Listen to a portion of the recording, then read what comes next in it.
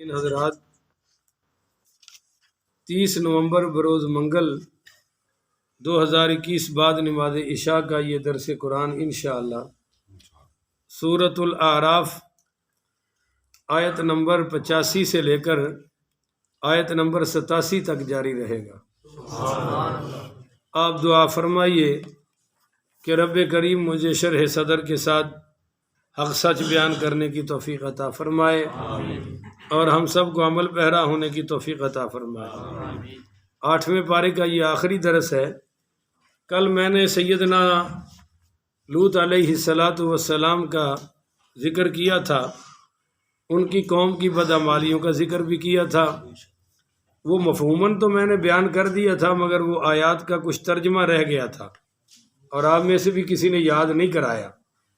اگر آپ کی توجہ کامل ہو تو آپ لوگ اتنا تو یاد کروا دیں کہ جی وہ آخری آیات کا ترجمہ پورا کریں تو چلو اچھا ہو جاتا۔ مفہوماً میں نے وہ سارا مضمون بیان کر دیا، بس ترجمہ رہ گیا تھا، وہ آج کر رہا ہوں۔ جب سیدنا لوط علیہ السلام پڑھو نا، علیہ السلام اپنی قوم پر رد فرمایا، روک ٹوک کیا، تو جو بدماش قوموں کا طریقہ ہوتا ہے انہوں نے بھی وہی کیا۔ آپ نے ان سے کہا کہ انکم لتأتون الرجال شہوۃ، کہ تم اپنی شہوت مردوں سے پوری کرتے ہو، من دون النساء، عورتوں کے علاوہ، بل انتم قوم مسرفون، تم تو بہت ہی حد سے گزری ہوئی قوم ہو۔ اور پیچھے کیا فرمایا کہ ما سبقکم بہا من احد من العالمین، ایسی بدماشی تم سے پہلے جہانوں میں کسی نے نہیں کی ہے۔ تو وما کان جواب قومی ہی، 30 سال تک سیدنا لوط علیہ السلام نے تبلیغ فرمائی۔ بولیے کتنے سال تک؟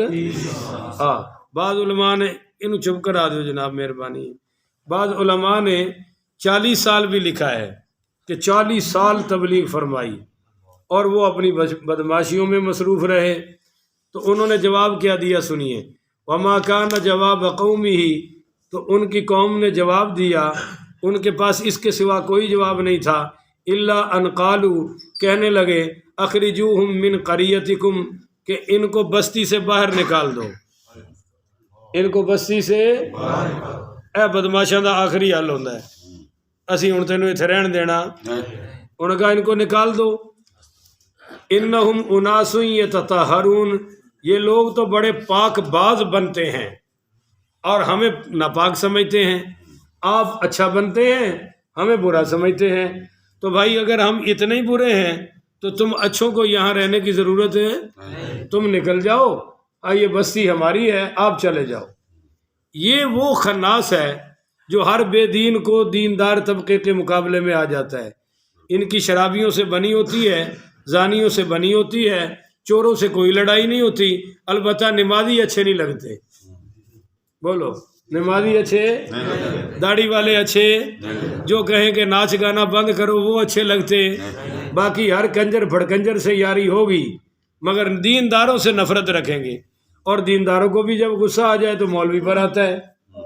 اور عجیب ایک تماشا ہے، لاتے تو ہیں مولوی صاحب کو دین کے لیے، کس کے لیے؟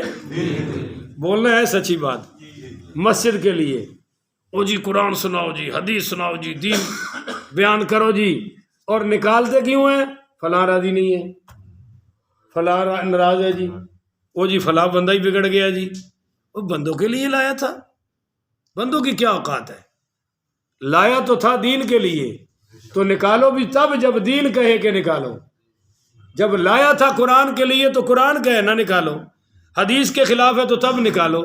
لانا مسجد کے لیے، لانا اللہ رسول کے لیے، اور نکالنا برادریوں کے لیے، نکالنا وڈیروں کے لیے، تو یہ طریقہ مسلمان قوموں کا نہیں ہونا چاہیے۔ یہی تو انہوں نے کیا، انہوں نے کہا جی، جواب کیا تھا؟ قالوا اخرجوہم، نکالو ان کو، من قریتکم، اس بستی سے، انہم اناس یتطہرون، یہ بڑے پاک باز بنتے ہیں۔ تو فانجیناہ، اللہ کہتا ہے پھر ہم نے نجات دی لوط علیہ السلام کو۔ اب یہاں ایک بڑا مسئلہ بن گیا ہے کہ بدماش لوگ پوچھتے ہیں جی ہن عذاب کیوں نہیں آتا؟ بولو نا، اب بھی تو سود چل رہا ہے، زنا چل رہا ہے، چکلے چل رہے ہیں، سب کچھ چل رہا ہے، عذاب کیوں نہیں آتا؟ ہم کہتے ہیں کہ بھائی اس طرح کا عذاب تب آتا تھا جب نبی موجود ہوتا تھا سامنے اور قوم نبی سے ٹکراتی تھی. بولیے فزیکلی نبی سے، تب یہ ظاہری عذاب آتے تھے. اب چونکہ حضور پاک ظاہراً ہمارے سامنے بولو نا نہیں ہے، اور ہم بھی بڑے چلاک ہیں لڑنے والے بھی. ہم مولوی کو آگے رکھتے ہیں، حالانکہ ٹسل تو مسئلے سے ہوتی ہے، ٹسل تو قرآن سے ہوتی ہے، حدیث سے رکھ مولوی کو آگے لیتے ہیں. تو پھر اللہ تعالیٰ بھی بہانے سے عذاب بھیجتا ہے، اور کوئی کمی اللہ نے چھوڑی، پر عقل ہونی چاہیے سمجھنے کے لیے.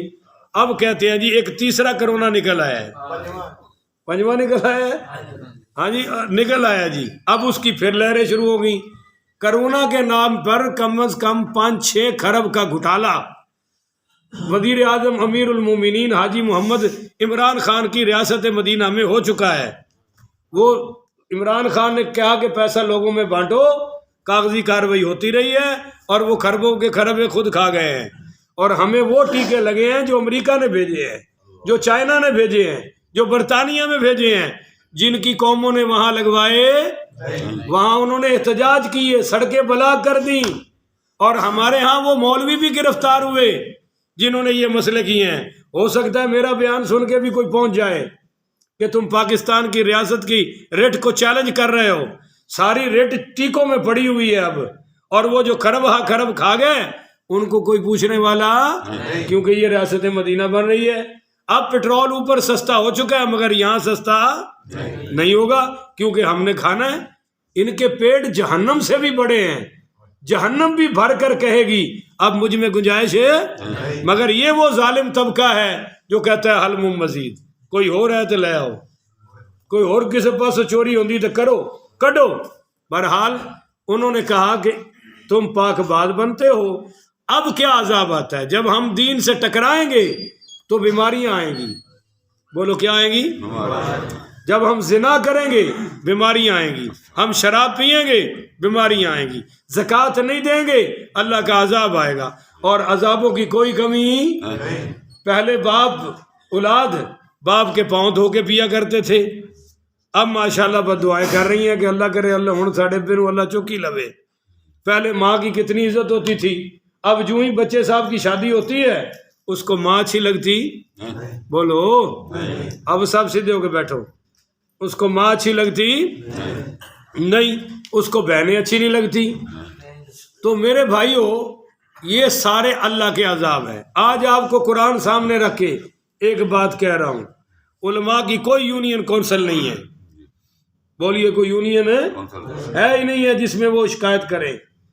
ان کی کوئی پارٹی نہیں ہے کہ جو آپ آ کر کسی کو روکے. آپ نہیں، معاذ اللہ، آپ سب محبت کرنے والے ہیں. کہو الحمدللہ. آپ کا مجھ سے پیار ہے، میرا آپ سے پیار ہے. کہیں آپ یہ نہ سمجھ لیں کہ ہمیں ٹوکا ٹوکی شروع کر رہا ہے. قطعاً آپ سے بات نہیں کر رہا، آپ چونکہ سامنے ہیں سنا رہا ہوں، مگر آپ کے لیے یہ بات ہے، میں آپ پر فخر کرتا ہوں کہ آپ روزانہ صبح بھی اللہ کے دین کے لیے بیٹھتے ہیں، رات کو بھی اللہ کے دین کے لیے بیٹھتے ہیں. یہ ایک طبقے سے بات کر رہا ہوں جو پاکستان میں ہے، ان سے بات کر رہا ہوں. یاد رکھیں علماء کے گستاخ کو 2 سزائیں نگد ملتی ہیں. بولیے 2 سزائیں، سارے بولیں گے تو بتاؤں گا بھائی. یہ مرنے سے پہلے آپ بھی دیکھیں گے، میں بھی دیکھوں گا، اور میں نے تو سینکڑوں بار دیکھی ہے. آپ بھی آج سے یاد رکھیے گا، نظر آ جائے گا. ایک تو علماء کے گستاخ سے اللہ نیک اعمال چھین لیتا ہے، اللہ نیک اعمال چھین لیتا ہے.